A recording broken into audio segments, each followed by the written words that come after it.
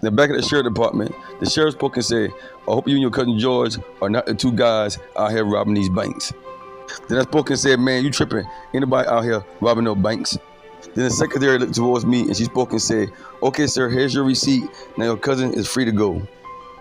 Then the sheriff turned to the deputy and said, go in the back and release George and tell him he's free to go.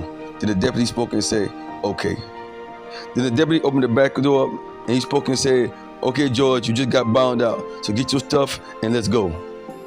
Then George spoke and said, it's about time.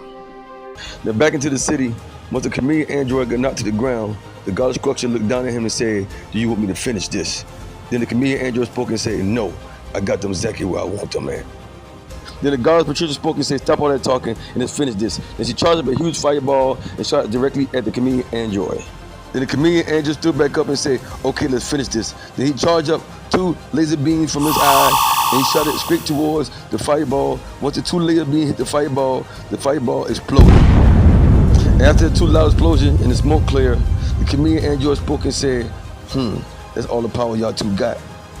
Then the Archangel Ariel said, no, we have more. Then the Archangel Ariel pulled the Archangel hammer and she spoke and said, now you're going to feel all the power of all the Archangels. Then all of a sudden, the Archangel Ariel flew straight to the chameleon android and hit him with the Archangel hammer.